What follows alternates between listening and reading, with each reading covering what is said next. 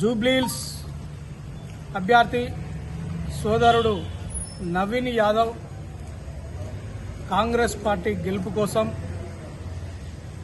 ఇక్కడ బంజారా హిల్స్, ఆనంద్ నగర్, ఎర్రగడ్డ ప్రాంతంలో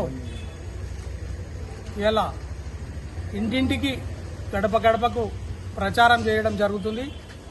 ఒక విధంగా చూడండి, టీఆర్ఎస్ పార్టీ 10 సంవత్సరాలు ఏలి ఏం అభివృద్ధి చేసిందో వాళ్ళు చెప్పాల్సిన అవసరం ఉన్నది అని కూడా మనం చేసినాం. ఇలా ఇల్లు తిరుగుతుంటే ఒక్కొక్క సంధిలో కంప్లీట్గా డ్రైనేజీలు లేవు, మొత్తం ఎలాంటి సౌకర్యాలు లేవు. ఒక 3 ఫీట్ల లోపలికి పోతే లోపల వాళ్ళకు పాపం ఎలాంటి సౌకర్యం లేక నానా ఇబ్బందులు పడ్డం 10 ఏళ్ళు. ఇప్పుడు రేవంత్ రెడ్డి సర్కార్, కాంగ్రెస్ సర్కార్ రావడంతోనే ఇలా ప్రతి ఒక్కరూ ఆనందంగా ఉన్నాం అనే భావన వాళ్ళు వ్యక్తం చేస్తున్నారు. ఎందుకు అనంటే 10 ఏళ్ల సొంది ఇవాళ రేషన్ కార్డు లేదు. రేషన్ కార్డు ఇచ్చి ఇవాళ సన్న బియ్యం ఇచ్చి ప్రజలను ఆదుకొని మన గరీబులను ఆదుకున్న ఘనత ఇవాళ రేవంత్ రెడ్డి పాలన. ఇలా చేతి గుర్తుపై ఓటేసి మెజార్టీతో గెలిపిస్తామనే భావనతో వాళ్ళు ఇంటికొంగనే చెప్పడం జరుగుతుంది.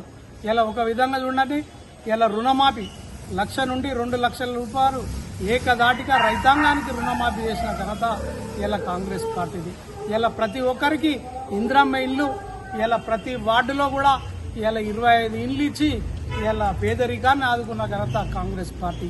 ఇలా డిఎస్సి చూడండి, 10 ఏళ్ల సొంది డిఎస్సి లేక నిరుద్యోగాలను మిగిలి నిరుద్యోగాలన్న గోస ఉసురు తలిగే విధంగా పేన టీఆర్ఎస్ పార్టీ ఉండే. ఇలా కాంగ్రెస్ పార్టీ రాగానే 56,000 ఉద్యోగాలు ఇలా అర్హత ఉన్న వాళ్లకు ప్రతి దానిలో ప్రతి డిపార్ట్మెంట్లో ఇవ్వడం అనేది ఒకసారి ప్రజలు గమనించాలని కూడా మనవి చేస్తున్నాం. యువతను తప్పిదారి కాకుండా ఇలా యువతను ఉద్యోగాల గురించి ఇలా అప్లికేషన్ పెట్టుకోగానే వాళ్ళకు అర్హత ఉంటే, ఏ అర్హత ఉంటే ఆ డిపార్ట్మెంట్లో ఇలా కాంగ్రెస్ పార్టీ ఇవ్వడం జరుగుతుంది. ఇలా ఒక్కసారి మీరు ఆలోచన చేయండి, ఐటీ శాఖ మంత్రి ఇలా సాఫ్ట్వేర్లో ఇలా 1,00,000 ఉద్యోగాలు కూడా ఇచ్చేందుకు సిద్ధంగా ఉన్నాయని పెద్దలు శ్రీధర్ బాబు గారు కూడా అనడం జరిగింది. ఇలా పేదరికం కోసం, చదువుకునే వారి కోసమే కాంగ్రెస్ పార్టీ ఉంటుంది. కాంగ్రెస్ పార్టీ ఎప్పుడు కానీ నిజమైన సమస్యలు, ప్రజలకు అవసరం ఉన్న సమస్యలు మాట్లాడతా తప్ప ఇలా వేరే అట్టిగా అప్పటి మందం కల్లిబల్లి మాటలు మాట్లాడే విధానం ఉండదు అని కూడా మనవి చేసినాం. ఒక విధంగా చూడండి, ఇలా బీసీ బిడ్డ, ఒక బలహీన వర్గాల బిడ్డ ఇలా ఎమ్మెల్యేగా నిలబడితే వారి మీద విపరీతమైన అబద్ధాలు చెప్పుకుంటూ వాళ్ళు అట్లా వాళ్ళు ఇట్లా అనే భావన ఇలా చేస్తుర్రు.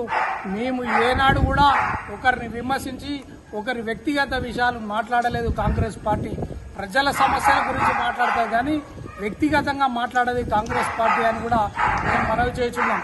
ఎందుకు అనంటే ఒక బీసీ బిడ్డ ఎదుగుతుండు అనంటే అనగా ఒకే విధంగా ఇవాళ టీఆర్ఎస్ పార్టీ ముందరికి వస్తుంది. జాగ్రత్త, ఈ 10 ఏళ్ళు మనం మోసపోయినాం. ఇప్పుడు ఒక యువ నాయకుడిని మనం అసెంబ్లీకి పంపిస్తే ఇక్కడి ప్రాంతం అంతా అభివృద్ధి పథంలో ఉంటుంది. తప్పకుండా విజయాలు చేకూరుస్తాయి. ప్రతి మనిషికి సంక్షేమ పథకాలు అందుతాయని కూడా మేము మనవి చేస్తున్నాం.